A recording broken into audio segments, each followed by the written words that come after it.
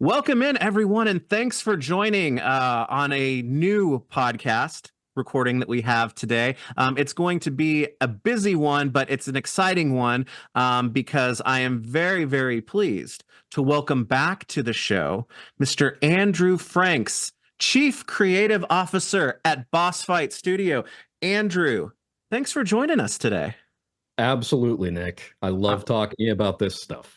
Well, I do too, and we, like I mentioned, we have a lot to talk about, and I would normally ask you if you've been busy since the last time that we've chatted, but just based off of some of the things that I have here and some of the new things that we're going to talk about today, you guys have been insanely busy. How's the work been going for you?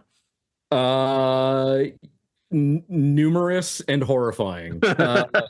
No, it's everybody at Boss Fight has been really burning the midnight oil to get a lot of great stuff done. So Good. And we are, I don't know, if it hasn't happened already, we're within like hours of the whole CNY at the factory happening, right? Were you guys able to get accomplished what you wanted to accomplish before a little break that's going to happen here? most of it. Mm-hmm. Unfortunately, the I will say that the factory needed a little more time to finish up Fraggles, Mm-hmm. so those are going to ship after CNY. But we got a whole bunch of great stuff coming before it, like 10th anniversary hacks and Yeah.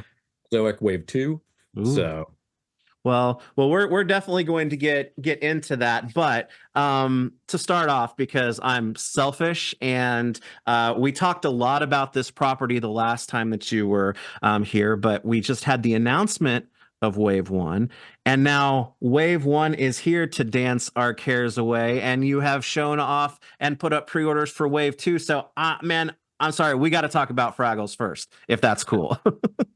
love it. All right. Well, you were very kind to send along some samples of Wave One that I have had in hand now for a few days. And when I say I've had in hand, that is not figuratively speaking. I have not been able to put these guys down. I know I gushed a little bit about the property the last time that we chatted, and how this was a big one for me to finally come about. And all I can say to start it off with is that it was so worth the wait. So just before I pull some of these new guys up, I just wanted to ask you. I mean, like I said, the last time we talked, Wave One was up for pre-order. Having things tangible and getting ready to ship now, that's got to mean a lot at this point to you, right? It sure does. We were really pleased with the enthusiasm from all of the Henson fans. Mm-hmm. And everybody who's got their flange doozers already Yeah. seems to love them. So yeah, we could not be more excited about Fraggle Rock, and the factory did incredible work on them. They absolutely did, and I understand and share people's enthusiasm and excitement. And it's kind of unfair for me to sit here and say this, but they don't even know how excited they're going to be yet, because let's talk about Series One, because as you said, that is getting ready to ship right after CNY, and I've already taken them out of the packaging because I've been, diligently taking some pictures to show and whatnot. But I did want to pull up the box because I know this is a small thing, but I love that you guys continued the theme that you started with the flange doozer of the quote unquote rocky insert for the figures themselves, and how nicely, which I have pictures that I'm going to share, the figures stand out on there, and how things are able to be packaged so well within here. So this is a really, really cool idea, man. I don't want to not touch on it again because I absolutely love it. Yeah, thank you. Our package designer Dave Reeves just outdid himself on it, and our manufacturing partners. It took a while Hmm. to that pulp tray, but once we finally got it, like it looks so cool. It's a little more earth friendly. Yeah. We're very pleased with it. Yeah, well, it's certainly a lot of fun. But what is the most fun is the actual figures themselves. And I'm going to start off with one who he's not a main character, but to me he's almost like a good lead in to the whole crew, and that is Uncle Traveling Matt as one of the figures in the first series. And um, I mean this in the absolute most complimentary way, that the just talking about this one, these figures are now so iconic to this property as much as anything else that I have. And I know it's been 20 years ago and some people don't have these, but I had those same great feelings of opening up Muppets, the Palisades Muppets from so long ago. It's like these aren't exactly the same blueprint, but the care and the details and whatnot that go into these. I know a lot of fans of Henson stuff love those Muppet figures, and if you love those, you are going to be absolutely over the moon with these guys. So, Uncle Traveling Matt is a great lead-in for me, I think. But what made him a great figure to include in the first series for you guys? Well, I think it allowed us to, Matt sort of splits the difference between kind of a B character and an A character. Mm-hmm. He's in every episode, but you don't get as much story with him. Right. So I think that was sort of the main reason why he was a great choice to put in Wave One. And also, we couldn't help but think of all the great photos everyone will take if they take one in their pocket and go sightseeing somewhere. So I have plans for that, and I want to talk about some of the alternate portraits that are included with these figures. But his, wide-eyed, surprised face. I'm telling you, there are going to be many laughs in our future, I think, when it comes to action figure photography used with that alternate head. So that's going to be absolutely great. And it's funny that you say that he splits the difference. To me, it's kind of like, since he was Gobo's uncle, he's kind of like the parent or the adult figure that goes out into the world, and you kind of see the world through his lens outside of mhm. Fraggle Rock. And I thought about that, and I was like, that's kind of like how it happens when you're kids. It's like Hmm. your lens of the world is kind of initially shaped by your parents talking about their experiences and where they go and how they talk about it. So I think that's kind of a symbolically, it's a great character, and it's fun to bring him in for series one, because of course, talking about Gobo, he is here in series one, as is Red, as the two primary Fraggles. And I don't know, I know people are seeing them on screen right now, but these guys like literally stepped off the screen, man. Thank you. I'm terrible at taking compliments, but I appreciate it.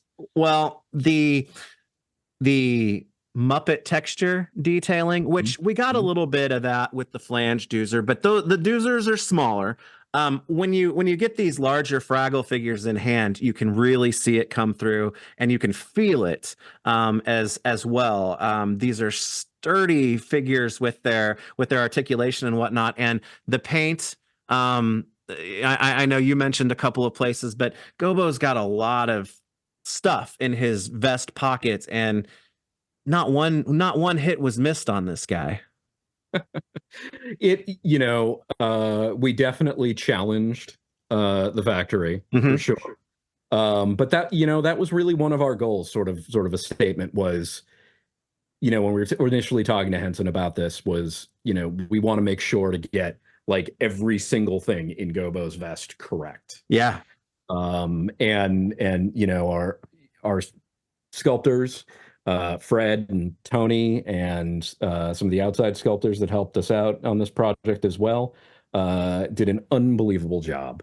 And then our paint and deco people, Eric and Henry, helped out with that a lot as well. And yeah, I can't believe how uh, crystal clear everything came out in relation to the sort of initial vision we had. Yeah, and I love that he features an alternate hand that he's holding one of his postcards, and of course, and you can see that, yeah, there it is, there it is. He's got a postcard in his back pocket there too. It's just, I love how it all pulls together. And when you put your hand behind him too, that was another thing that we touched on is the dry brushing on their hair, because Fraggle hair, it's got that Muppet, ness to it, but even Yeah. more so, I felt that, like, there's a shimmer or something to Fraggle hair, and being able to see that come through Yeah. just beautifully on Gobo is quite a thing.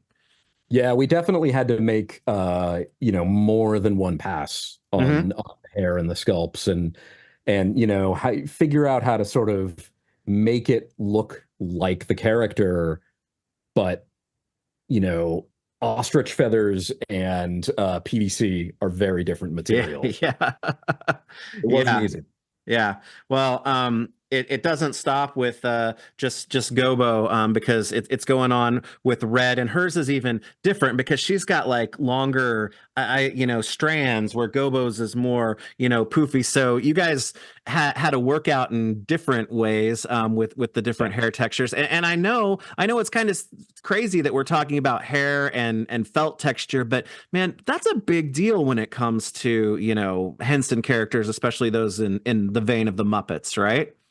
Oh, for sure. Yeah, it's really important. And we didn't want to be as heavy-handed Hmm. with felt and foam textures as the Palisades figures. And that's not a knock against them. Right. They're 20 years old. They were sculpted traditionally. Hmm. You couldn't get the level of subtlety Yeah. that so those textures are there and they're great, but they're not subtle. Right. So that was there was some back and forth on how to get that as well.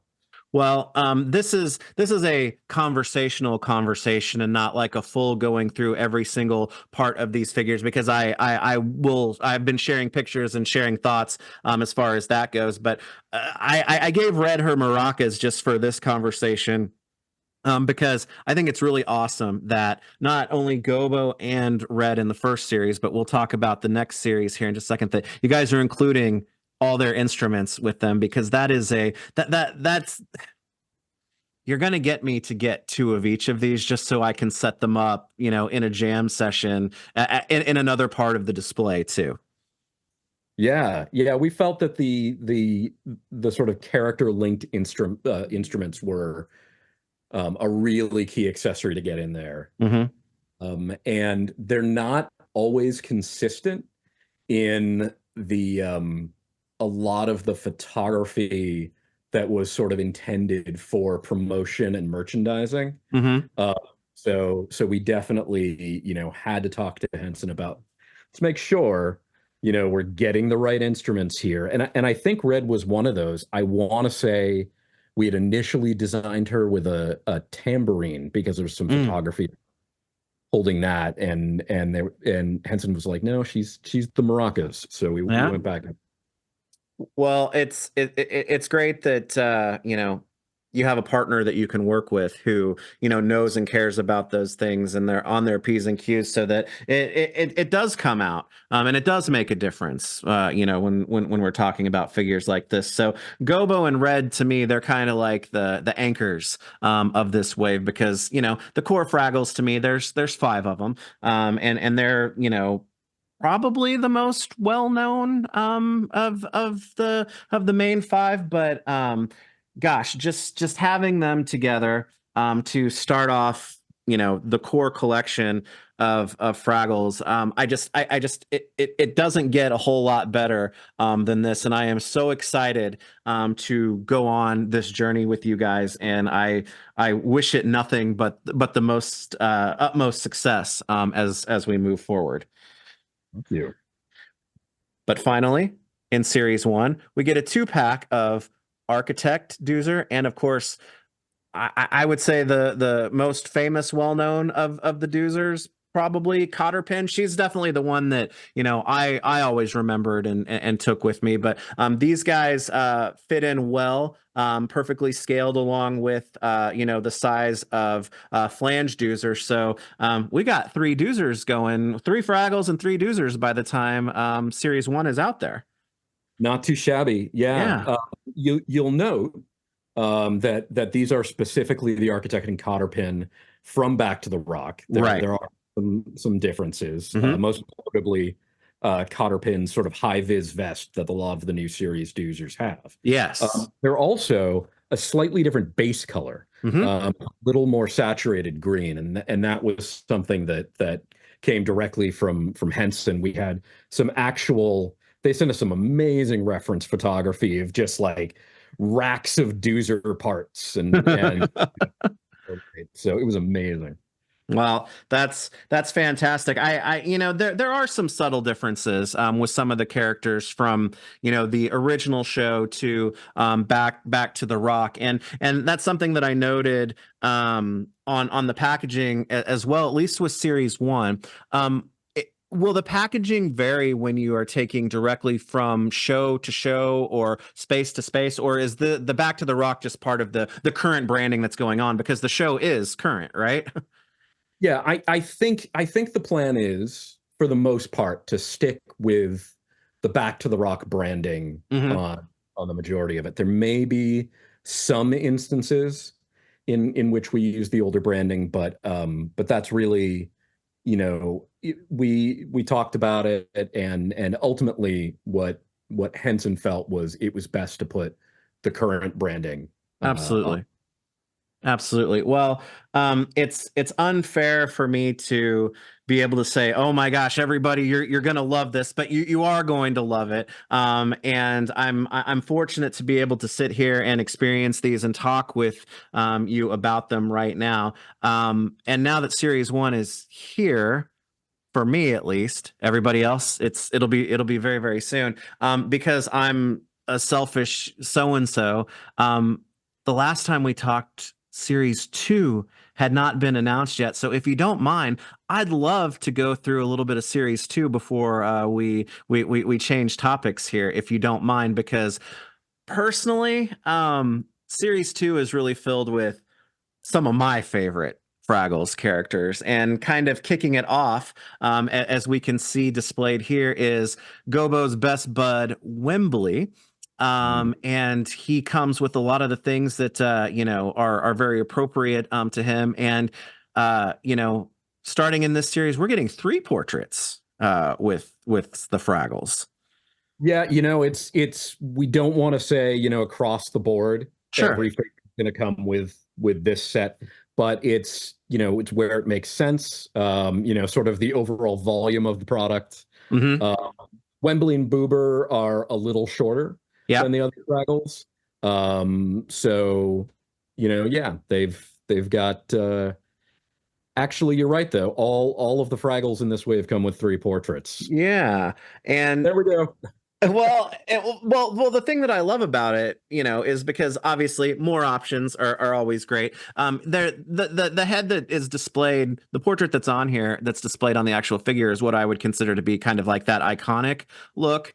And then you've got the, nose down one that calls back to the Gobo head that is in Series One, and then you also get kind of the, I don't know, it's like Uncle Traveling Man. It's Fraggles are definitely a property where this is very much appropriate to have, the iconic look, but then some of the more crazy looks, because that's just how they are, right? Yeah, yeah. And obviously, right, the amazing crew of puppeteers on the show do such incredible work, creating expressions for these characters and we really wanted to capture that in plastic as much as we could. And how could we not take advantage of Wembley's eye mechanic, Yeah. which he uniquely has. So Well, they're instantly more expressive than a lot of people that I know. So kudos to Henson and kudos to you guys as well. But as I mentioned, he also comes with his instrument of choice, the bongos, and then a tie, alternate hands, the Wembley doll, and then can we talk about this little pink accessory just for a second and have you walk us through this, because this is a good one for me. yeah, that is a little piece of the contaminated doozer stick. Yes. Um, from the new series. And there was so much great Wembley stuff going on in that episode. You know, Wembley the spokesfraggle. Yeah. So we really had to capture that with the tie, the doozer stick, and the sort of pompadour hair. Yeah. So Well, I love it because it's, episode or instance specific, but the whole eating of the doozer sticks and whatnot, I mean, that goes all the way back to, the original show. So to see that getting some representation here is really awesome. So I'm glad you guys included that. Well, and you already mentioned him, but I'll say Wembley and especially Boober, who we are going to get to next. Boober is my all-time favorite Fraggle, and I got to tell you, not having Fraggle figures as a kid, my favorite Fraggle toy ever up until now, I would say, was the McDonald's cars with Wembley and Boober driving the. I guess it's a cucumber. It could be a pickle. I always thought of it as a pickle, but having those two together in the car when they weren't announced for this first series, I was like, they got to be together in the second series because that's how they were in the car. And here's Boober to sit back in the, I guess, passenger's seat of the cucumber car that I'm going to inevitably have to make now. I'm hearing that you're going to undertake making a very complex cucumber car, mushroom wheels, I think they are. Yeah. And I'm here for it. Yeah. I can't wait. When your work can inspire such things, I mean, you've got to at least sit back and say, yeah, we've arrived, right? Actually, if I'm gonna put something out, if the fans out there want to see something that homages those Happy Meal toys, I want to hear from you. I'll raise my hand right now first. So we'll get. I've got an almost complete set of them in my office. Uh-huh. And I keep looking at them and thinking. So make some noise if you want something like that. Yeah, absolutely. I absolutely do. And yes, let's make some noise. But I feel, I always feel fortunate when like my favorite characters from a property are featured early on in an action figure line and so well because I honestly think that Boober is like the most. I don't say this because he's my favorite. He's a very complex Fraggle, right? And he's all over the place with some of the things that he does in his personality. And I just find him the most relatable. And you guys like got it all in there with this one, right? Thank you. Yeah, we're pretty pleased, especially getting the one with the sort of nose curl expression. And wow, like when you see the textures on Boober's hat, especially in person, oh boy, they are fantastic. He is, what a sculpt. I can't wait. And it's funny because it's like, he did everybody's laundry, and I think that's something that's kind of, it's not forgotten or overlooked, but I mean, there's so many other things because he's like, everybody remembers him from the Down at Fraggle Rock. And it's like that's him, perfectly to a T. But, we've got the laundry line and everything going here. And when his his tail catches a flame, that's something too, right? Yeah, I mean that whatever you want to take the glowing tail, the glowing Mobiuses to be in that episode, I think it's really important and a really amazing message in that episode, and we had to capture that. Yeah, that's awesome. And like I said, it's gonna be. Whenever you get a first series of action figures, it's like, okay, this is the first one. It's very memorable, especially if it's something that you really love. But getting him and Wembley together in the same wave is going to be an absolute trip. So I love Series 1, but I can't wait to add these guys to it as well because I just love those two so much, and I'm definitely excited for them. So. But in the interest of time, I want to move on to the next one because here Sprocket, okay, is interesting because I have a few questions and a few thoughts on here, but I certainly wasn't expecting Sprocket. Maybe at least not so early, but here he is, and I've heard you, talk about his size and whatnot. So can you give us some details about Sprocket? Because again, he's another one of those key characters that's always there, but outside of the main cast, right? Right. And I mean, Sprocket, I truly think is sort of one of the great puppets. He's Hmm. really just he's so expressive. And such a unique look. And the challenge of capturing that in plastic was significant. Hmm. And our you know sculpting director Fred really, I believe he did this one 100% himself, Yeah. and just absolutely destroyed on it. It's incredible, the depth and of the textures and all the fur, and he's got some extra articulation so you can sort of get him sitting, and then he also has a posable face. Oh. um, so the eyebrows, ears, and jaw all move.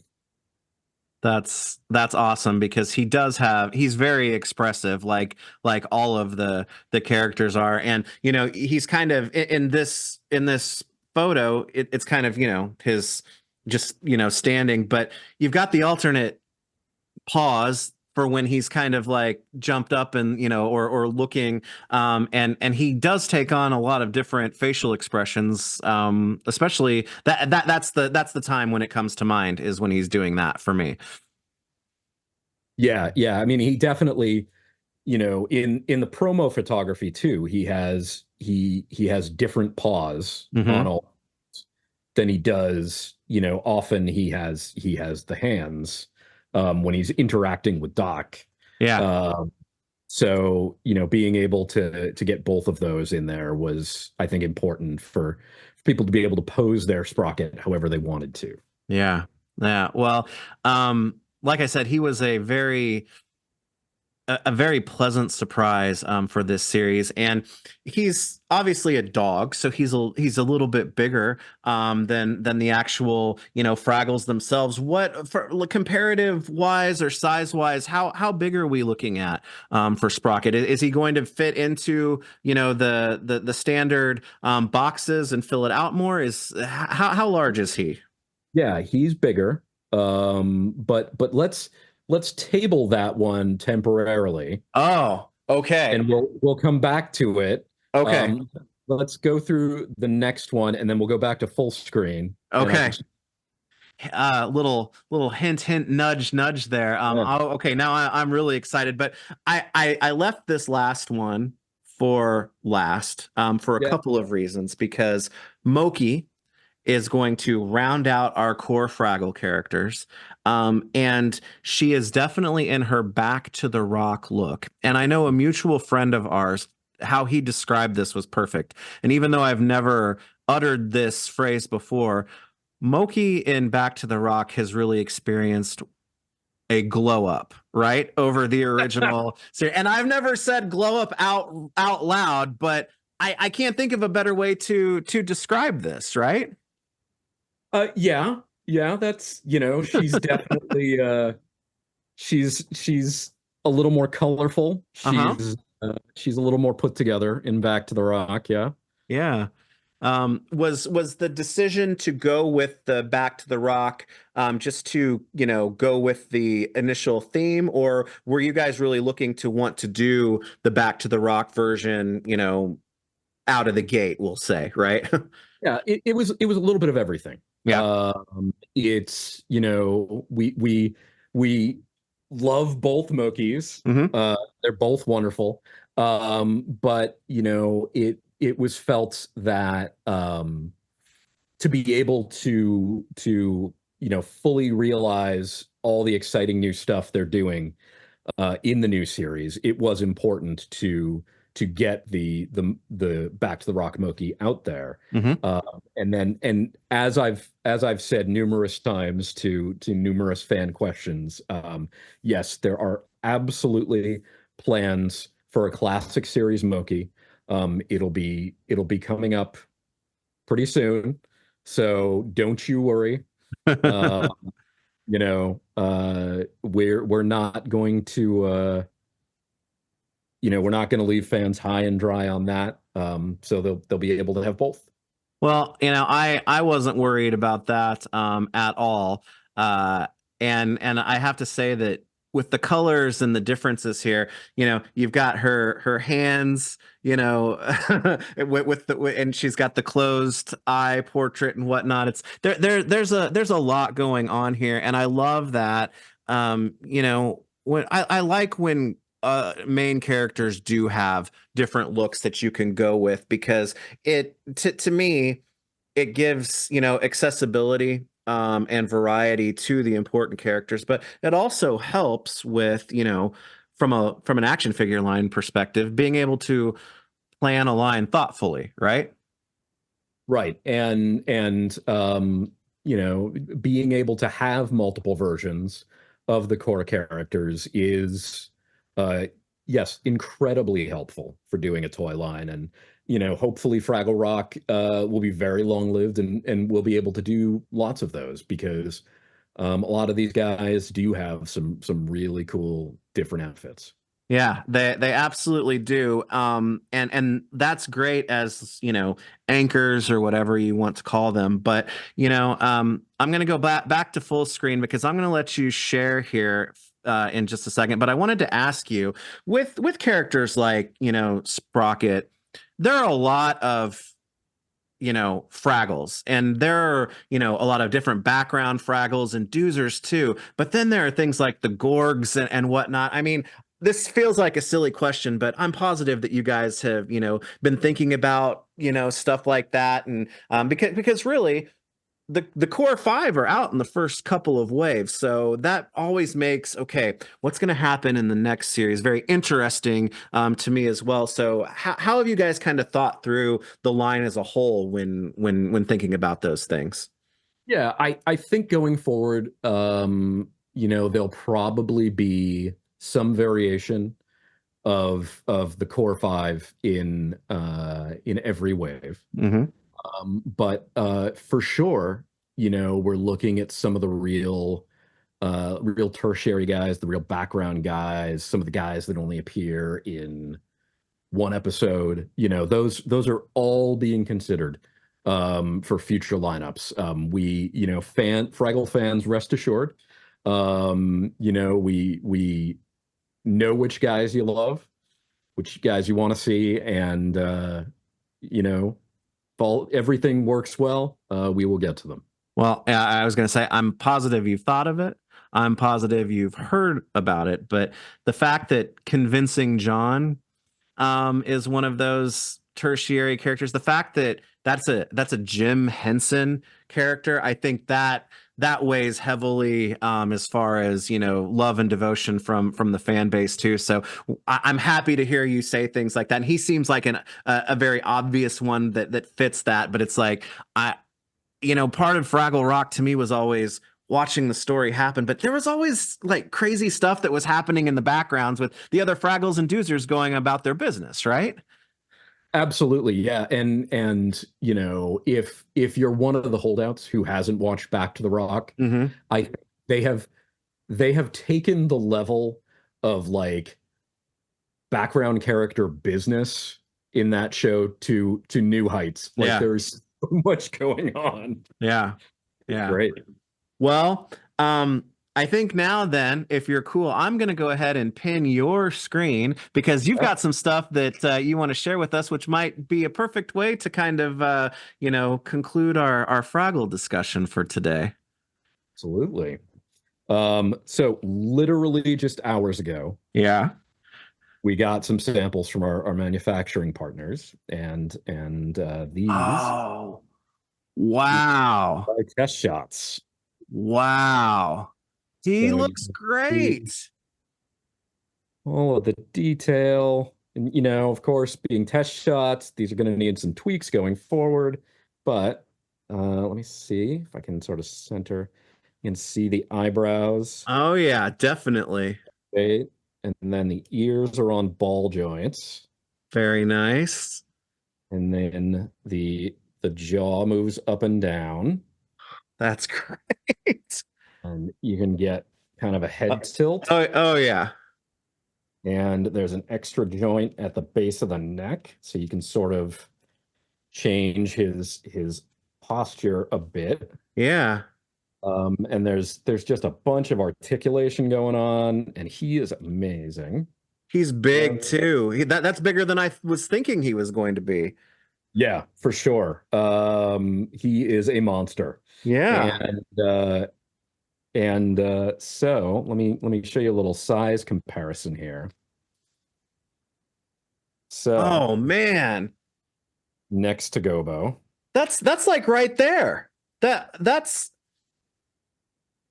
well, here I was thinking is like, oh, there's got to be a little compromise here. It doesn't feel like it at all, man. Yeah, yeah, Wow. I'm pretty pleased. You can see he's a little taller than Gobo, but they can sort of look each other right in the eye. And yeah, Oh man, that's awesome. He looks fantastic. Man, and Fred's on a roll lately with animals that he's been sculpting. That's great. then I'll give you a little look at Wembley. I love seeing figures at this stage because seeing the sculpting and the work of like the tooling work that's been done really comes out to me when there's not paint on the figures. You know what I mean? Yeah, absolutely. I almost want to put out some sort of primered figures the way I think McFarlane's done a few. Uh-huh. Uh-huh. Yeah, there is Moki. Oh, and I can tell just holding her that she's taller, which is perfect, and that's great. And you've got the right hands there too. That's awesome. Yeah, yeah. So let me give you a little comparison so you can see that Ah, Moki is taller than Red, a little thinner. yeah, So I think we're doing okay. yeah, absolutely.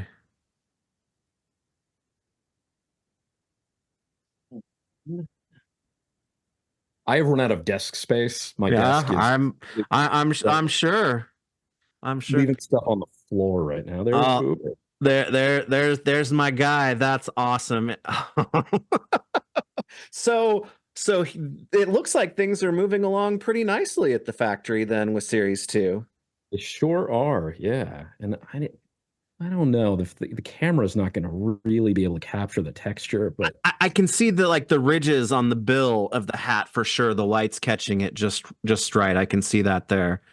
yeah. Oh, that's fantastic. So what stage are these at to help people kind of understand where we're at in the production cycle? Yeah, so these are test shots. So these are very much, at an early stage. They've created the steel tooling. They've done some initial samples and some debugging Hmm. before them. But yeah, still relatively early in the process, but very much a majority of the development work is done. And now it's just, tweaking them to make sure that they all work as good as we'd like. Yeah. And then after that, it's going to be on to the deco samples. So yeah, it'll be a few more months Hmm. of working on these with the factory, but I think I'm pretty comfortable in saying that you will have series two in your hand this year. Awesome. That's that's fantastic. Do you find that just from a production standpoint, I mean, I know that when you tool action figures, it's an individual thing, right? And so each one takes what it takes. But when you get to like times like with like decos and things like that, do you feel that having gone through the experience with the first series, as you move to the second, really help to, not only get better with help the factory get better with it, but also usually move things along a little bit faster than For previously. sure, for Yeah. sure. The first wave of a new line is always the hardest. It Hmm. always takes the most time. Because you're solving so many problems at every stage and really figuring out what that product needs to be. Yeah. Um, so I think fair to say that series two will probably go faster and smoother. Cool. Well, while we wait for series two and the great work to be doing there, series one is very close to shipping. People are going to have them in their hands relatively soon, and all I can say is that it's worth the wait. I started last year, kind of a all of the lines that I could ever want that have never really had action figures before. Two of my big ones got knocked off within like a month and a half of each other here recently. So I could not be more excited. And I know that you guys are going to keep us in the loop as series two, well, as series one moves to shipping, series two moves to production, and then hopefully we'll get to see some more before too long too, right? Series three is pretty great. Oh yeah. Uh, so I think people will be excited for it. I'm I'm very excited, and thanks for letting me indulge a little bit as far as Fraggles go, because it is that the figures are great. It's an important property to me, and I think that people who are fans are going to just be so pleased as these start to ship here in the next couple of months. So very very cool. But we have some other stuff that we So much.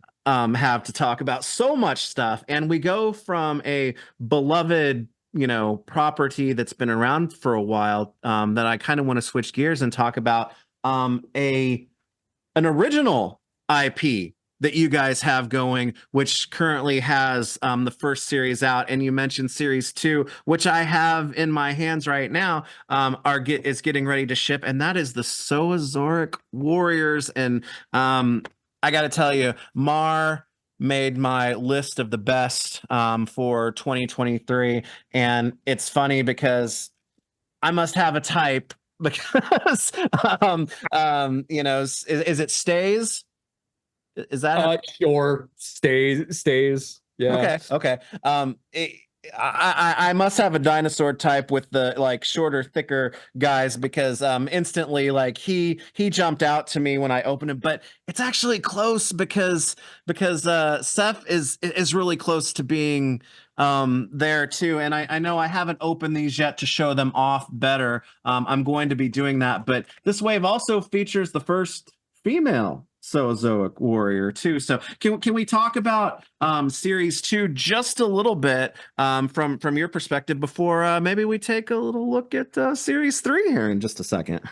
Yeah, absolutely. So I mean, series two, very pleased, very close to shipping to us.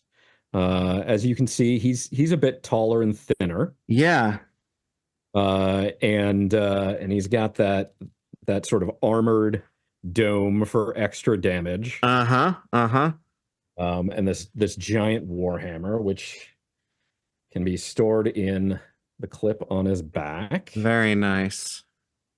So yeah. Yes, very pleased with series two. We wanted to make sure we brought back our core hero in Yes. some fashion, and it's hard to beat a cool like Day of the Dead kind of skeleton deco. He's almost got like a predator feel to me. That's what I noticed when I opened him. The colors and the decoing is really cool. Yeah. But yeah, the everybody on the team sort of came together and really helped us realize this deco, and it's fantastic. Yeah. And I'm just taking Taking them off the we're busting up your display uh, right now. there is stays, and as you can see, Yes. he partially uses Maros's tooling. Mm-hmm. Mm-hmm. But he's a new torso and armor, neck, head, tail. The tail. Oh, Yeah. gradients on the back on this guy, very Yeah. nice. Those. So he's very cool, and he's got the little short sword that sticks in his belt. Yeah. That, and you know, it actually comes out. So That's awesome. You know, it's funny because something that I really took from the first series, and I can even say that coming off such a bright and colorful line like Fraggle Rock that we were just discussing, but man, the colors are absolutely wild in the best way with these figures. I think that's something that a lot of times collector grade action figure lines suffer from is kind of a muting of yes, colors, and I don't I hate it. I yeah, love bright colors and man, these are bright and cool. yeah. And there's Hava there, Yeah. pistol, and her cool airbrush gradient, and then the sword sheaths plug right into the back there. Yeah. All of I this. love the tail feathers with the gradient that you just mentioned. Those look so good. Yeah, so the color, yeah, I mean it is partially right. Like my personal preference for an aesthetic is I like color. I like Uh-huh. ridiculous fluorescent colors. Yeah. And I also, enjoy pushing back against the sort of like conventional wisdom of, sort of all media that like action-oriented things should be super muted. Yeah. Blockbuster movie, AAA video game, whatever. You often don't have a lot of color, Yeah. uh, and so hopefully, other people feel like me, feel like you, Yeah. and really enjoy the wild colors on these guys, and feel like it's a trip back to like 1990, and Yes. find these hanging next to Toxic uh, Crusaders. Toxic a Crusaders come to mind, right? Yeah, the incredible decos on those Playmates Toxic Crusader toys were a big inspiration Yeah. on those decos are insane. I mean directed like the directed airbrush hits and paint spatters, just amazing deco work on those guys. Yeah. Well, and you brought up something, that's interesting to me because this is a boss fight studio original property, right? And so, it's got to be different not only in working on it, but how it's conceived and things processed through your brain. I wonder, just and I know I'm sure I know it's awesome to work on, other IPs, nostalgic properties, currents, whatever, but original one, how is that different? Just from the very beginning, as you're like pulling the strands out of your brain to conceiving colors or even anything like that. How is that feeling different for you as a designer? It's Nick, it's harder. Mm-hmm. It is more work and more development time Uh-huh. to sort of like find the right looks for these characters, and match sort of the standard Mm-hmm. that I have in my head. But the end product is very, very satisfying, to get in hand and be like, man, like we created these absolutely ridiculous things, and some people out there like them. It's pretty fantastic. It's not dependent on whether people are fans of some other existing thing. Right. So yeah. And we've had a lot of incredible people help us out along the way. Les McLean and Chris Hicks and Indy Kelly have helped out a lot with the designs on Saurozoic. And I have to make sure they get their shout outs because they've done such great work. Well, I love it when talk to people in a format like this, and they talk about the people who work on these things, because it's important, especially to realize that it's like it takes a village, oftentimes, right? But I mentioned, and we're going to get to it here in real quickly here in just a second, but we're moving on to series 3 soon, which means that I'm interested to hear kind of your thoughts and experience in terms of you know the success, or what you have gotten as far as feedback from fans and whatnot, because as you mentioned, the development of it is harder. It's got to be Yeah. a little bit more difficult to kind of put your original baby out there to the world too, right? That's a different experience. There's definitely, some vulnerability to Hmm. it. And it's just something you have to deal with. Like, okay, like we sort of created this out of whole cloth, and really fingers crossed that people don't hate it. Yeah. Yeah. Yeah. Well, I would say getting into a third series, you know, people are feeling this, and honestly, I don't know how you don't, because they're just fun. I mean, fun. This is a ridiculous thing to say, but fun toys are fun.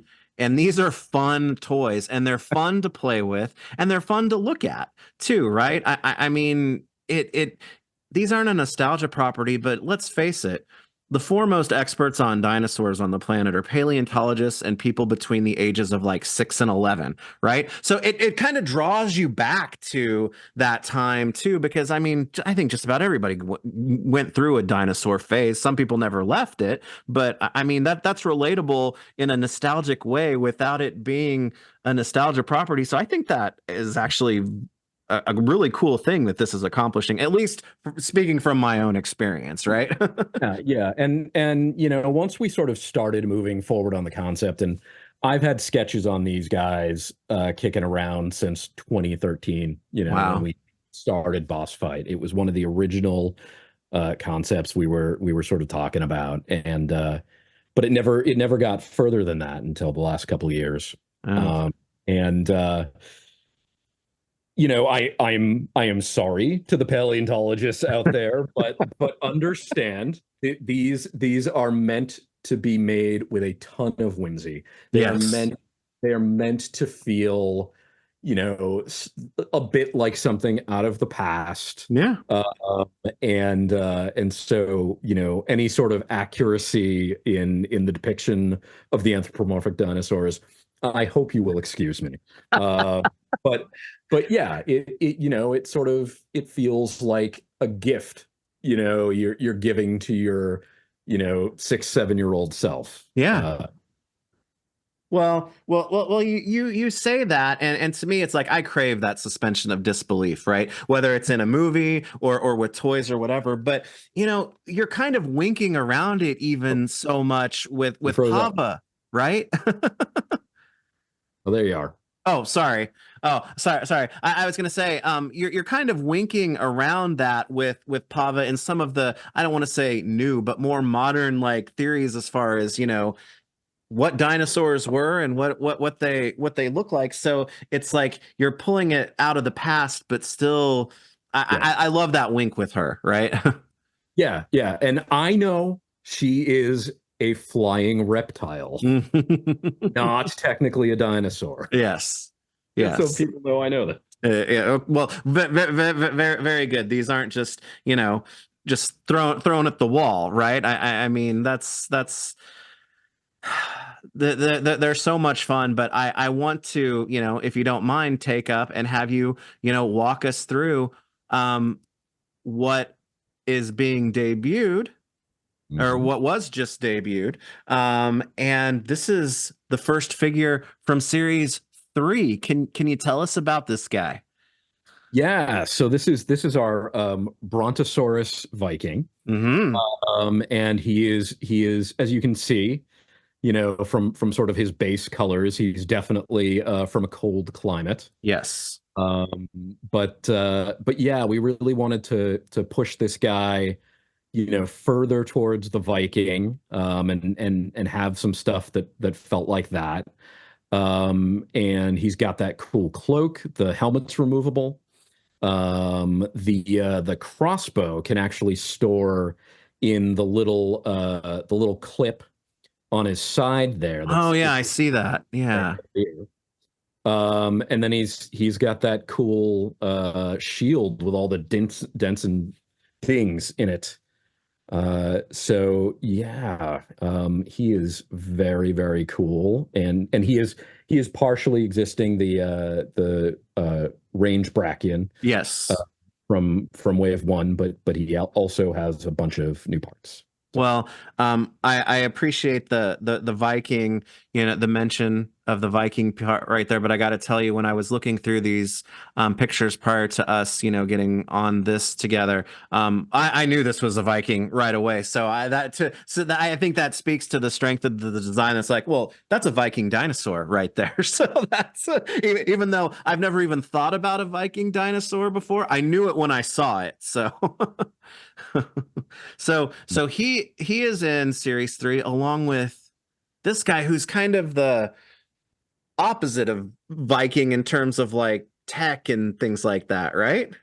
yeah, and so a key point of the story Hmm. is that technology is a very limited resource on Soria, Yeah. and so it was interesting to give one of the characters a lot more of it, and that that'll sort of factor into the story. But this is our mosasaur, uh, Hmm. sort of underwater assault guy.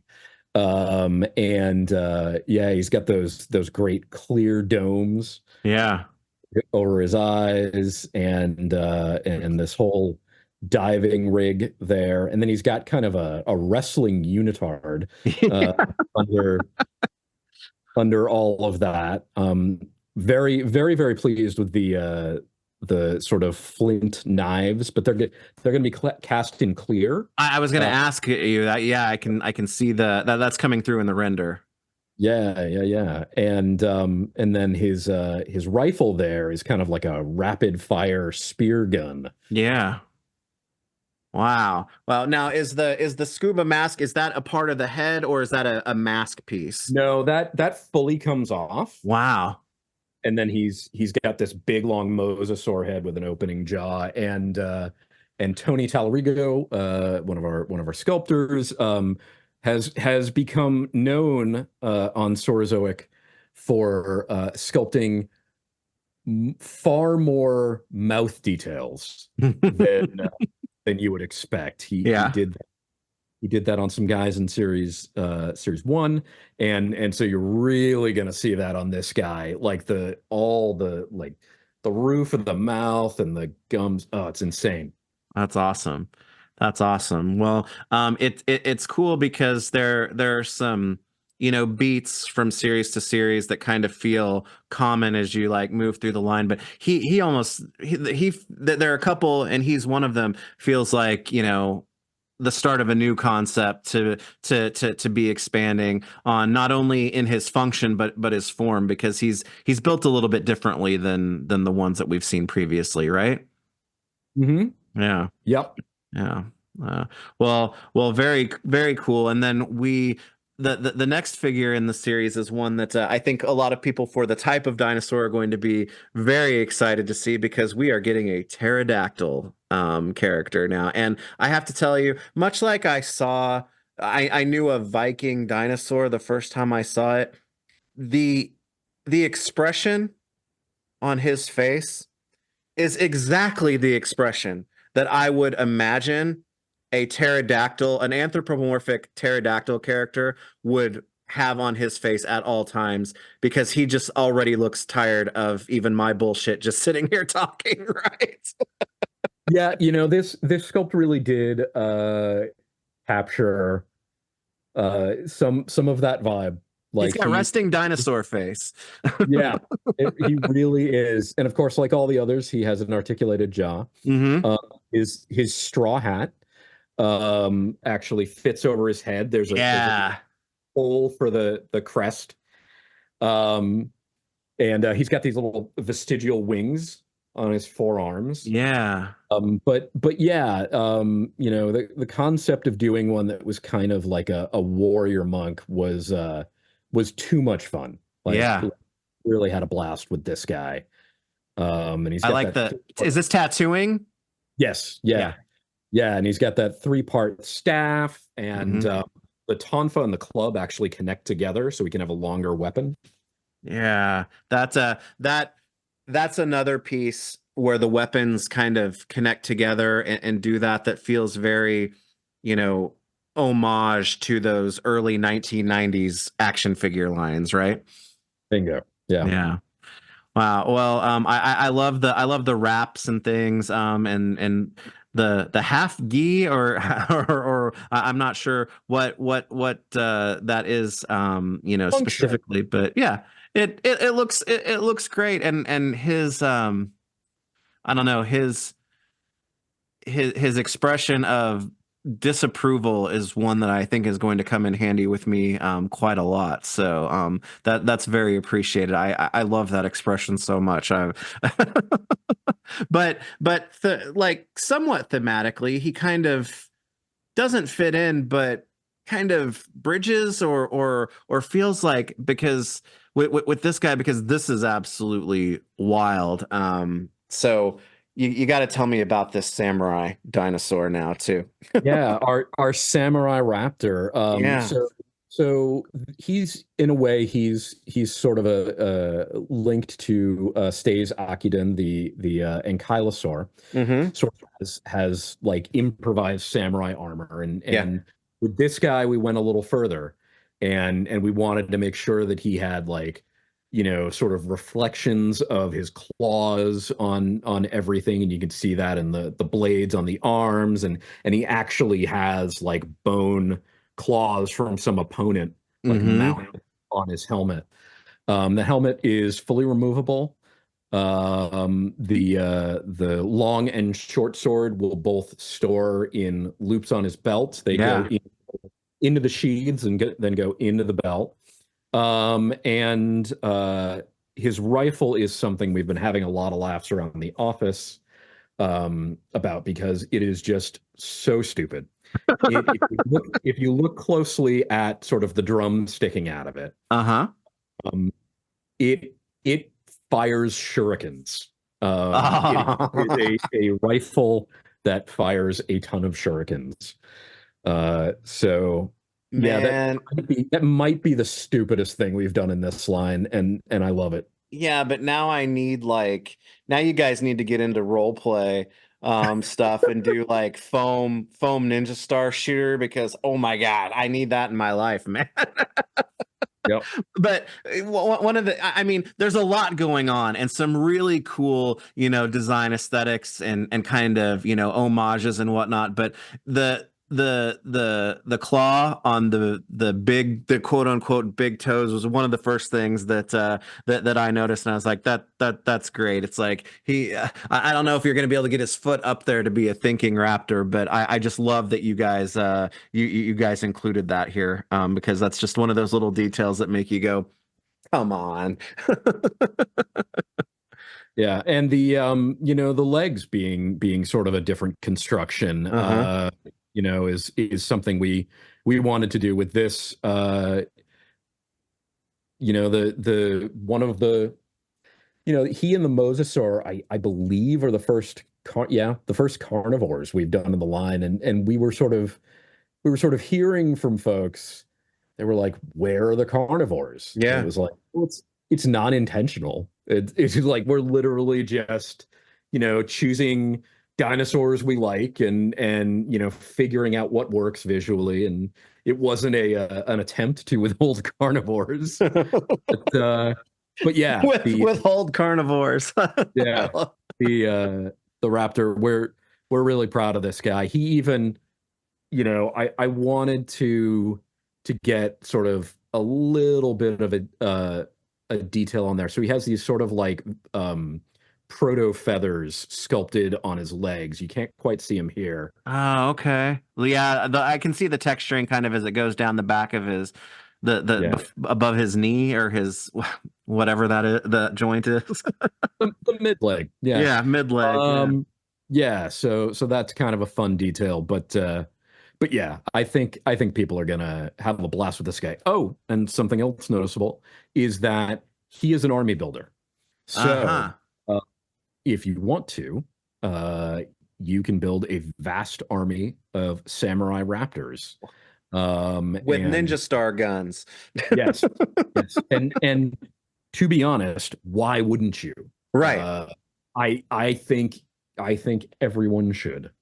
Well, that's kind of a great point to mention because um this new series, which, looking at these as renders, I feel like this is still, somewhat early on as far as like the types of dinosaurs and the themes that are going on here. You guys are going in a lot of different, well, I'll say different directions, but still feeling like it's a part of a holistic, you know, theme and whatnot. But it's like, when you guys are assembling a series and designing it like this, I mean, what are some of the things as far as like story or whatnot that you're kind of thinking through, because things are wild and I love it. Yeah. The story is very much, like I try to keep it loose Hmm. when we're sort of designing the characters and creating them. Obviously, right, with this guy, we knew he'd have some sort of link with Stays, also sort of having the samurai armor. But our good friend Patty Lennon fills out a lot of the story for us, and then when we do the art for the packaging, and then the little online comic, Hmm. Robert Wilson does a great job working with us on that, and we love working with those guys to sort of fill out the backstory on them and give them all some motivation to be out there and fighting, and they all have something they're questing for. Yeah. Uh, so yeah, I just put some finishing touches on the edits for these guys. So I haven't memorized their names yet, but yeah, We can't spill all the beans in one place, yeah, for right? sure. We gotta hold that one back. But yeah, and these guys will be going up for pre-order relatively soon. Cool. Um, so yeah, watch all the socials and whatnot. So we're going to get a new series arriving and a new series for pre-order. Things are moving just kind of right there at the speed that they should. But I can't wait to see where this goes. It's like when you have resources of all the, craziest dinosaurs and then themes and colors that you could possibly pull from. I mean, the sky is the limit. So I'm so happy that this, at least from my perspective, seems like they have been a success for you guys. And I'm very much looking forward to see where we go in the future and seeing everyone's reactions to these new guys, because they're a lot of fun. Yeah, yeah, we might be making things hard for ourselves, but we like to keep pushing it and keep pushing those boundaries and make them a little more ridiculous every go around. So Well, you have given to the world an army builder of samurai raptors with ninja star shooting guns. So I don't know. That feels like an epitaph to me, man, because that's pretty awesome. that's you know what I'm in my mid 40s. It's time to get that tombstone. I'm just gonna go ahead, carve that on there. Wow. So cool, so awesome and exciting. I can't wait. And like I said, I will be sharing more pictures and thoughts on series two, which I'm very, very glad to have. But if you have not gotten in with the Saurozoic Warriors yet, you are absolutely missing out, because these are a lot of fun. So all right. Well, we still have more to talk about, and I want to get kind of back into the license world, and I want to touch on this. Not quickly, but there was no way that I was going to have a conversation with you and not talk about how the fact that in your epic H.A.C.K.S line, which is the 112 scale line. You're bringing Red Sonja to the party, and I've got to say, I've been waiting a long, long time for a cool figure of Red Sonja, and here she is. Can you take us through how this made sense for a property for you guys, and also kind of bringing it into the Epic Hacks umbrella? I guess I would call it. Yeah, so when we started developing Epic Hacks, the 6-inch scale, hacks line, we knew we wanted to incorporate some licenses in the way we did with the 4-inch hacks. Hmm. Um, but yeah, it wasn't. We didn't sort of have a clear path forward on necessarily stuff we felt was a great fit, and an opportunity came up. Discussion started with the Red Sonja folks, and yeah, this is what came out of it. So the idea here is to give you a really great value. Hmm. Of course, baseline, right? Epic hacks have a ton of articulation, a ton of detail, Yeah. uh, pinless joints, and some interchangeable parts between the figures if you want to do some customizing.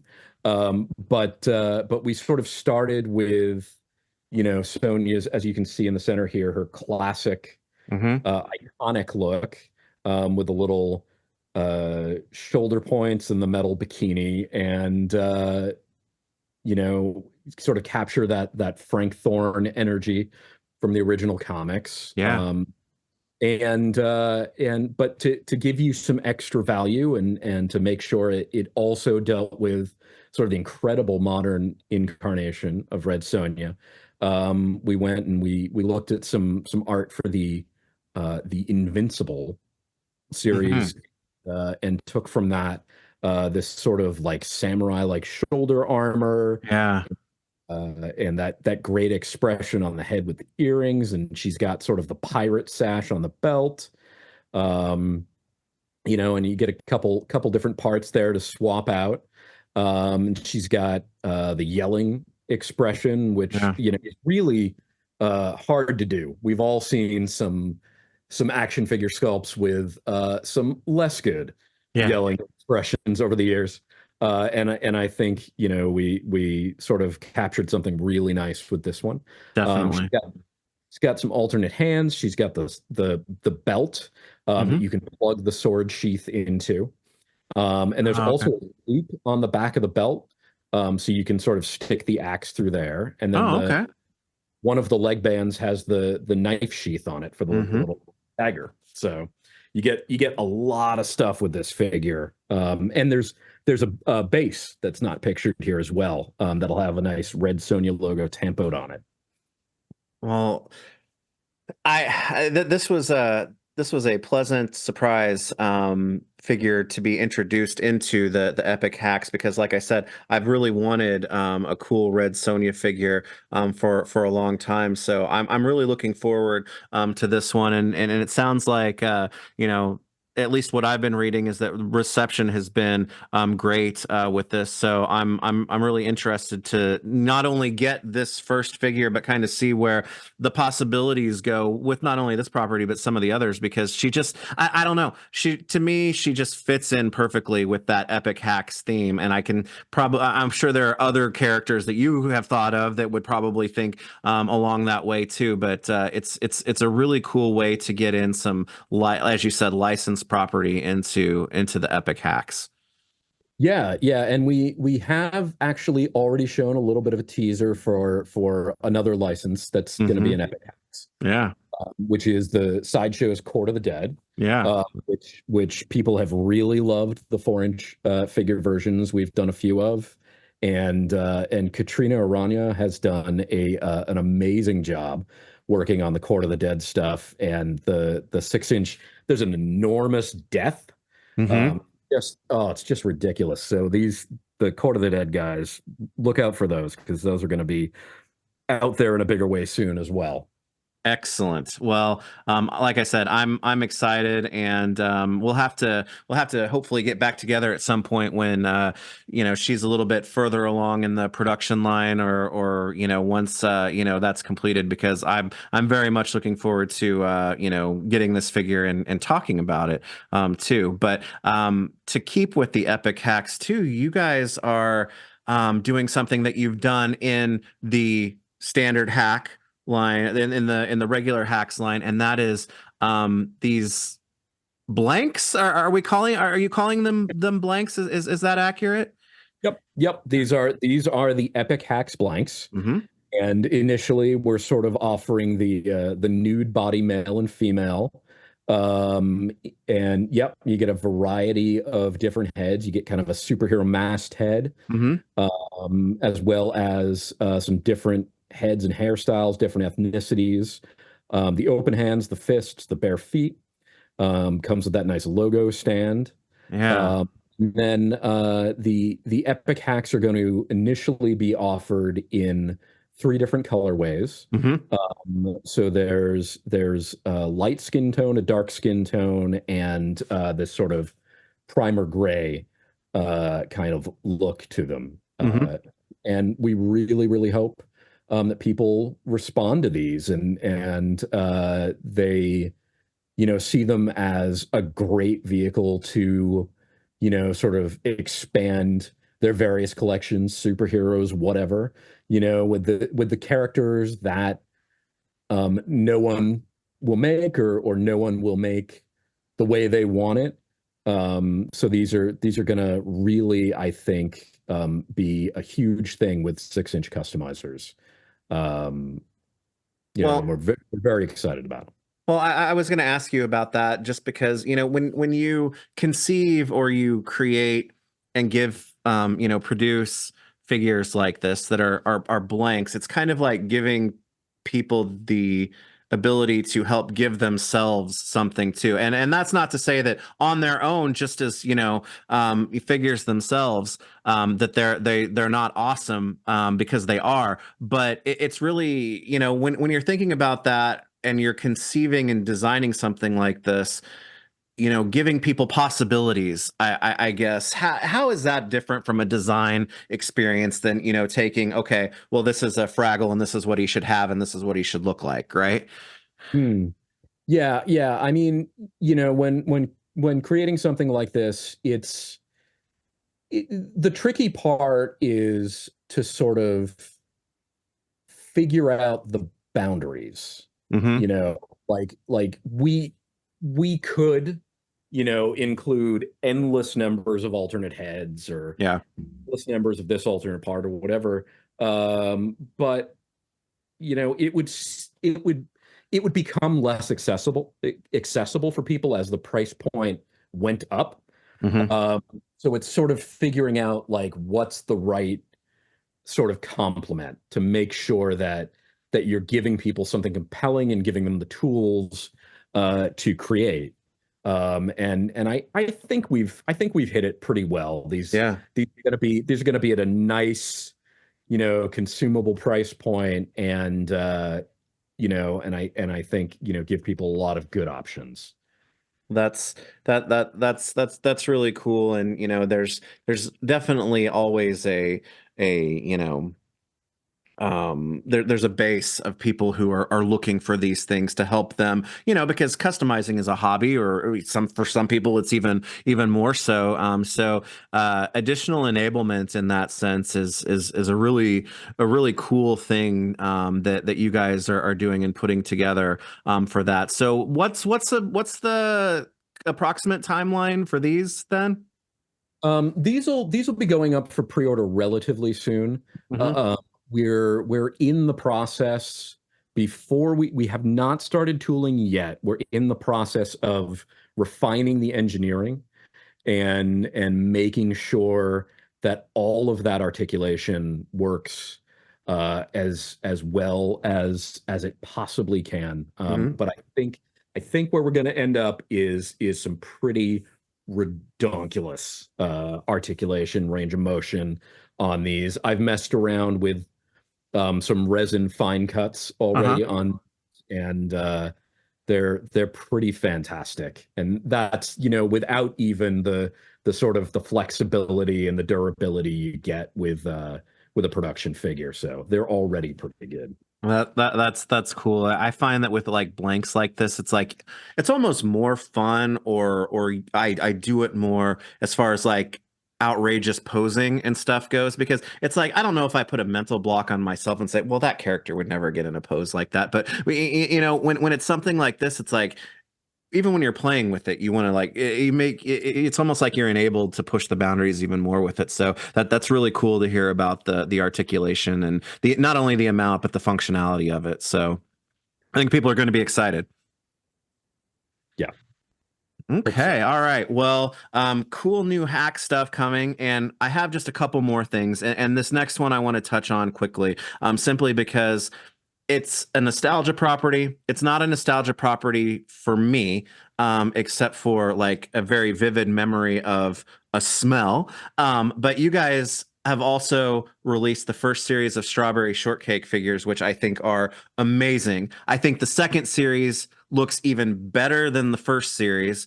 But let's face it, with most properties, the bad guys are where it's at. And you guys just revealed not one but two very welcomed villains to the strawberry shortcake world. And I've always told people, if you don't have nostalgia or it's not a property that means something to you, that's fine, but you better not mess with the purple pie man of Porcupine Peak, because he is a highly underrated 80s villain, and here he is.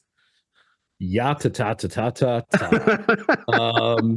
Yes, strawberry shortcake is Katrina Aranya's passion, Hmm. and she is really like I what she has created with these strawberry shortcake figures is incredible, and the villains might be the coolest of all. The Pie Man looks exactly how you'd want him to look in his iconic look. He's very expressive. Yeah. He's got an alternate head. He has three different berry birds. Wow. Uh, the little measuring spoon rig on hooked on his apron there is those are individual pieces. Wow. Um so yeah, he just fantastic. And then of course sour grapes. Which Who come I'll be honest with you, I don't remember sour grapes, but damn it, if she's not like a perfect snooty 80s iconography villain, I don't know what is. And the yeah. Yeah, yeah, she's also, incredibly expressive, Uh-huh. has an alternate head, a couple different poses for her snake. Yeah, we're very pleased with these guys. They're significantly taller Uh-huh. than the Strawberry Kids, and they are just some amazing, amazing figures. Well, I'll tell you, like I said, I had a friend who lived across the street from me, and he had a little sister who had the old strawberry shortcake figures, and it's like, man, the smells of those, like those are burned into my brain. But I never had any strawberry shortcake stuff when I was a kid. But man, like I said, I love that first series of figures, and I'm pretty easygoing with like my collection and my collection space. And I have three daughters, and they can pretty much play with what they want, and they're good with it and whatnot. It's like um I those things have not stayed on the shelf at all, really, since I got them, because they're constantly down here playing. They like to play with them, and they like to play with the McDonald's stuff more than anything, it seems like. But it's like my kids absolutely adore them too. So when I can add something to the collection that the kiddos love, I'm so happy about this. But I'm telling you right now, that purple pie man, he's for me. Yeah, yeah. That's wonderful to hear that the kids like them. I will make sure the rest of the team knows. Well, I will say that, my kids are very like color focused. It's like their favorite colors are important to them. And my two little ones are 5 and 6, and my middle, her favorite color is pink. So strawberry shortcake, that was, I mean, she gravitated to it. And my 5-year-old, I kind of got that face, because she loves the first series of figures, but it's like her favorite color is blue. And let me tell you, when I got to show her the picture of when Blueberry Muffin was shown off, she was absolutely elated. So, she's very happy for that, and I'm going to be really happy for the villains that are coming. So, the detail and the work that comes out in these, is of course what you would expect from you guys, but the fact that you said it's Katrina's, passion project, that shows so much too, and they're really impressive figures. And I think if people haven't, given them a chance, you're missing out, with all the different accessories and whatnot too, because these are a lot of fun. Right, yeah. And the regular Strawberry Kids have like interchangeable face plates with Hmm. expressions and so much cool accessories, just very cool. And I should note that Strawberry Shortcake is one of the lines from us that's now experiencing some wider distribution. Yeah. So those are available at FYE stores. They're available in a limited fashion at Hot Topic. I think they're still in a testing phase. Uh-huh. Um, but yeah, it's definitely something that could go wider and go out and check them out at those stores and tell them you want more. Yeah, well, and that's great because I learned, when I got the first series, and that there are a lot more characters than it's like I could remember some of them right off the top of my head. And my 12-year-old kind of went through a strawberry shortcake phase with some of the, more modern stuff several years ago. But it's like, man, you guys, there's a lot of characters for you guys to work on in this property that I had no idea. Oh yeah, yeah. There's so many characters and outfit variations in that Yeah. original line, and never mind like the mini PVCs to take inspiration from, which I think some of our accessories do. Yeah, Strawberry Shortcake is a really rich vein to mine, and we're having a lot of fun with it.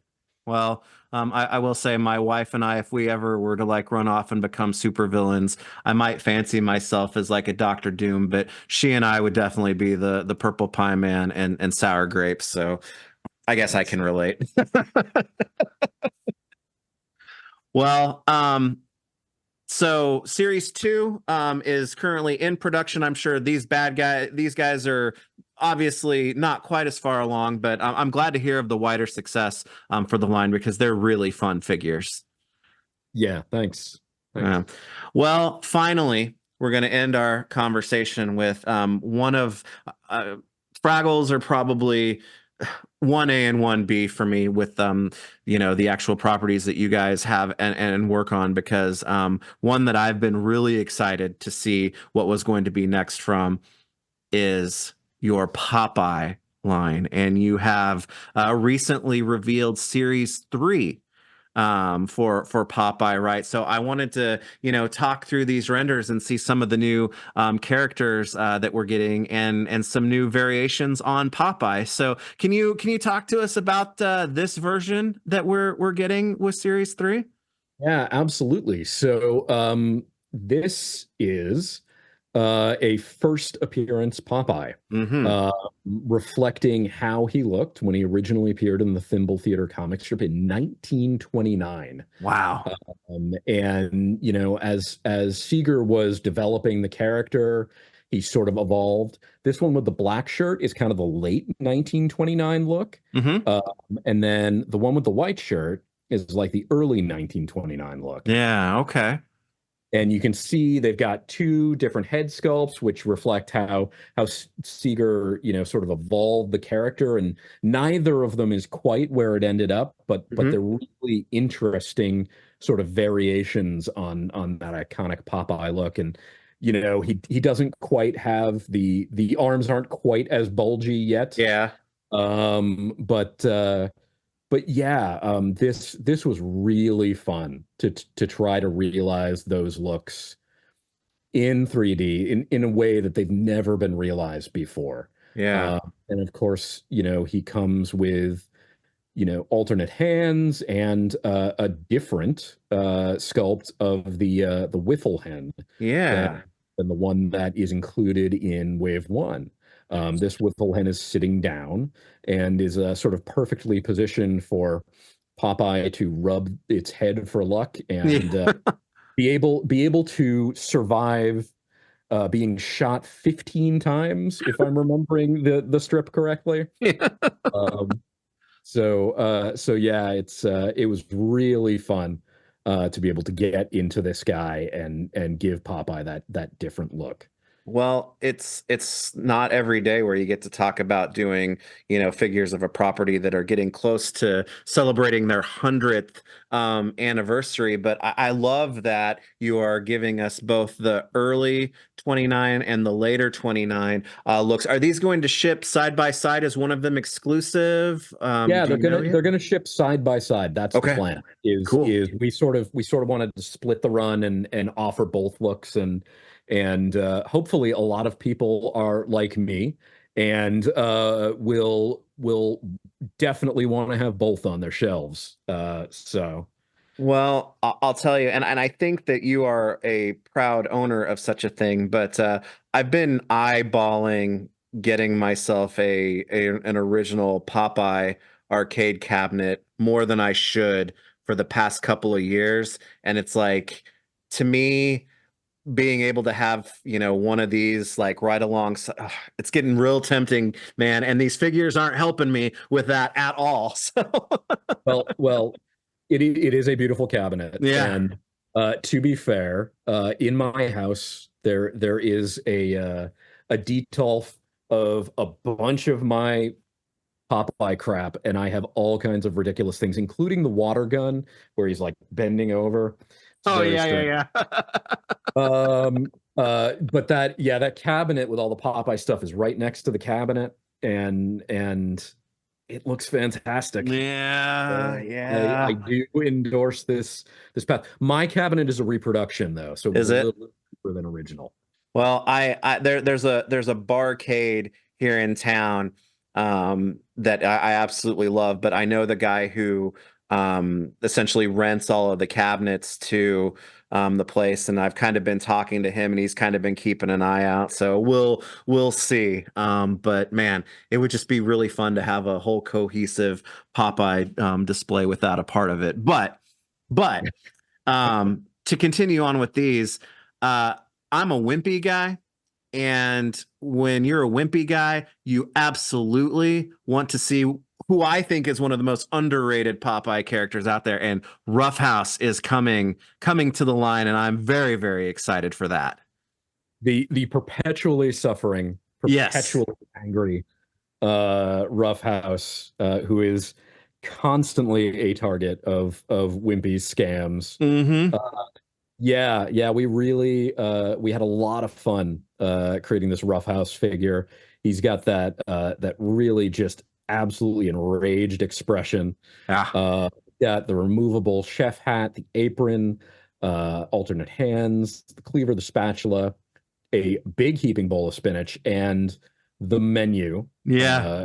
uh, the Rough House Cafe, which we had a lot of fun creating. There is tempo art on the front and the back, as well as the interior pages. So you're going to see a bit of the menu that the Rough House Cafe offers with, I tried my best to estimate like 1930s prices. We'll see. Yeah. Well, but what is really important about that is the no wimpy Yes, print on the back, because that's excellent. yes, and it's a little hard to see, but the front cover says uh no credit, cash only. Ah, yes. Is Ah, really driving that. yeah, Wimpy's downfall is no credit, right? So yeah, that's excellent. The first couple of series, it's like you had some surprises in there, but it was like, we're really starting to build the world out, and I think Rough House is one of those like kind of not A level, but right underneath it that I really love to see. So I'm glad to have him. But one that I was so surprised and I still can't get over this is that you guys are making Tor. Yes. Yes. And Or go ahead. no, I was gonna say it's like if you don't know this guy, you need to learn to know this guy because this is crazy and the T just everything.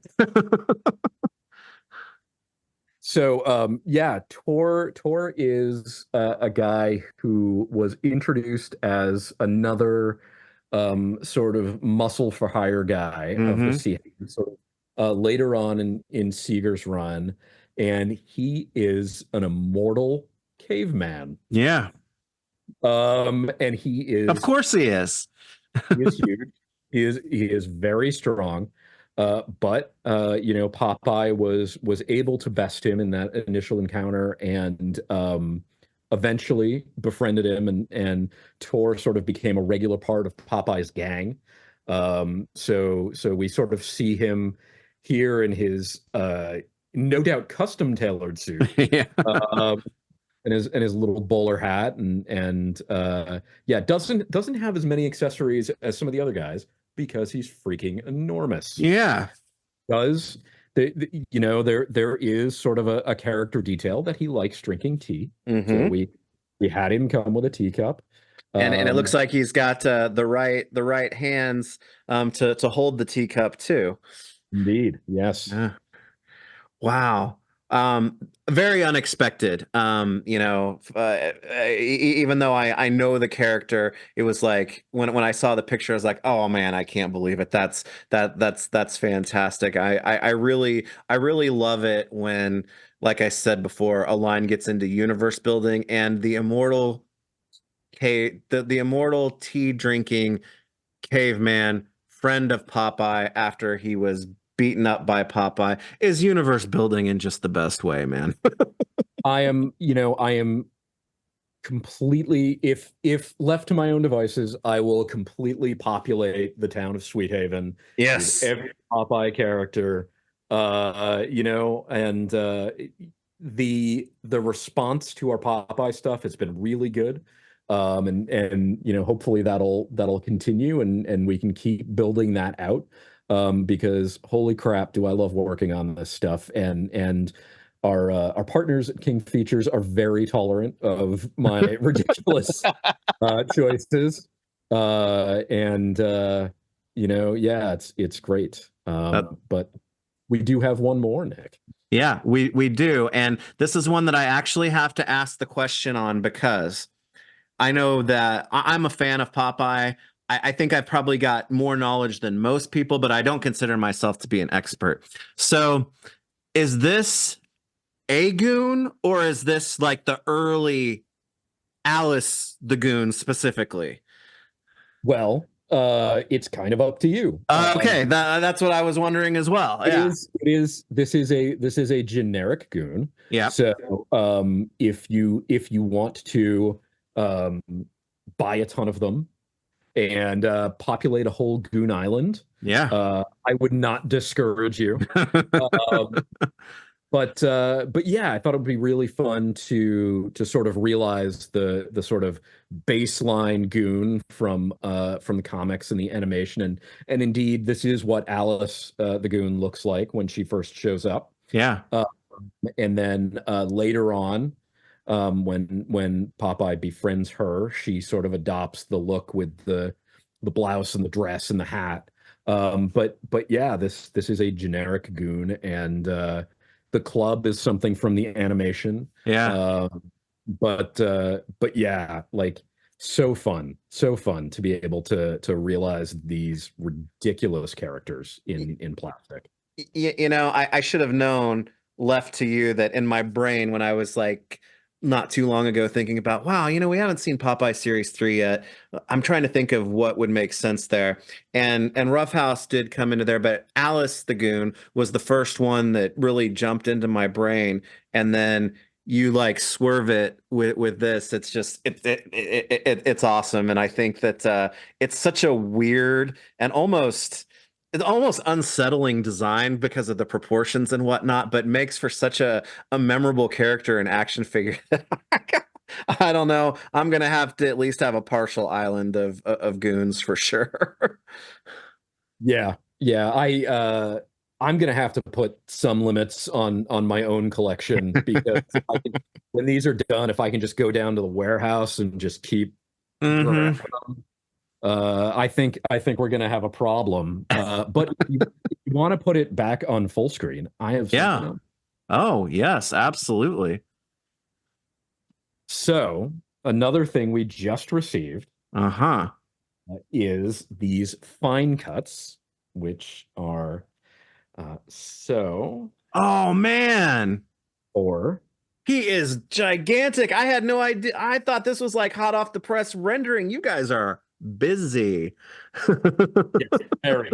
And for a little comparison, here he is next to the fine cut of first appearance Popeye. Wow. So I mean he makes I mean Bluto's not small, but he's a lot bigger than Bluto.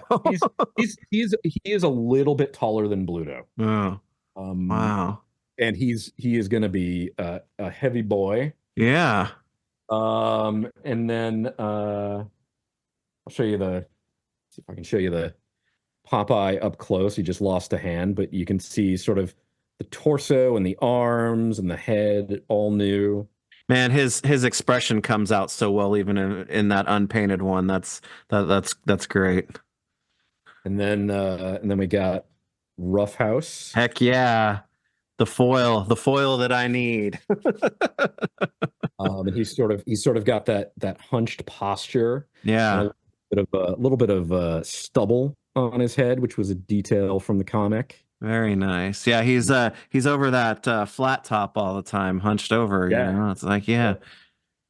He, you know what? He's got a toy designer's posture. I would just say the modern worker posture at this Yeah. point. Yeah. And then so I want to show the goon with a caveat that this might not be the final size. I Oh, okay. have to look at this. Um, Wow. really big. Wow. Um, but the range of motion on Oh those man. bananas. And there's like a double ball joint on the head down in there. Yeah. I mean, Uh, the wingspan's got to be even like more than the height, right? Or close to it, it looks like. Wow. there we go. And Wow. the skirt will be flex when it's in production. Yeah. So this figure is insane. Popeye is wild, and I love it that you're taking us to all the characters in different corners because it's so much fun. And I'm glad to see that we're past the render stage too. So I would assume that we'll probably see pre-orders for these pretty quickly as well. Oh, well, here is the cool thing about this. As you're watching the video, the pre-orders should be up now. So Awesome. Awesome. bossfightshop.com or your favorite collectibles retailer. Lots of them carry our stuff. And yeah, very important to pre-order because those help us, determine our production numbers as a smaller company. Yeah.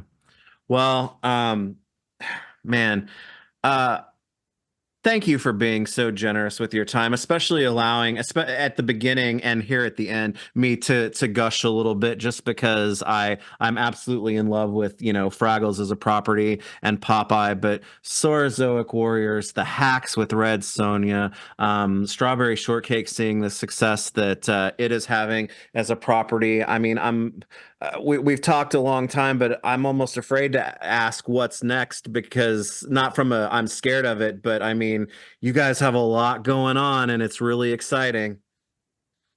Yes, we are very busy. Yeah. Um, yeah, what's next? What's next? I don't think I can really talk about what's next. Well, Um, but and that's fine. I probably phrased that poorly. I was like, "Hey, tell us yeah. what else is it?" No, it's like with all of these different things and so many things that you're working on, it's like creatively, it's like, where does the mind go? Because there's a lot of stuff going on. In a lot of different directions, Yeah. and it's a lot to keep up with. But you know, we've the sort of the core principle of Boss Fight is we freaking love toys, Yeah. and we want to be out there making the best toys out there. And you know, there's a lot of other guys out there setting very, very high standards. Hmm. So you know, we're out there trying to do our thing, making sure it's a little different than Yeah. what a lot of the other people are doing. Well, like I said, thank you for the time, and I'm so excited. Everybody, get ready. Saurozoic Warrior Series 2 are very close to being out. Fraggle Rock Series 1 is going to be shipping here very soon, and lots of new things to pre-order. So, 10th oh anniversary hacks, which look amazing, yeah, all sorts of good stuff. yeah. So, I mean. We're gonna if you can like stand it, we're gonna have to chat more often, man, so we can like talk about things a little bit more as they happen. So you're not stuck with me for so long. But this has been such a fun conversation as always, Andrew. So thanks for joining us. I appreciate it. Nick, it's a pleasure, and congratulations to everyone who made it through this ridiculously long conversation. Yeah, yeah. Well, got to see some really cool stuff, kind of like firsthand. So I appreciate the that you you bringing those along. So like we said, a whole bunch of fun new stuff. I'll have more pictures of a lot of this stuff up on my social medias and things like that. So more to share soon. But again, Andrew, thanks for joining us, and everybody, thanks for riding with us through this whole conversation today. And I'm already looking forward to the next one. But until then, I appreciate it, guys. Thank you. Bye.